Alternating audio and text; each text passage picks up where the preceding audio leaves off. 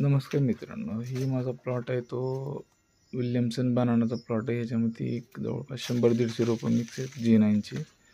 तर गावाकडे गेलतो त्यावेळेस आता सहज व्हिडिओ बनवला. या प्लॉटला जवळपास 6 महिने 15 दिवस पूर्ण झाले. तर बऱ्यापैकी वेन पूर्ण झाली होती ज्यावेळेस हा व्हिडिओ काढत होतो त्यावेळेस. काही कंब अशी बाहेर येऊन पडलेत.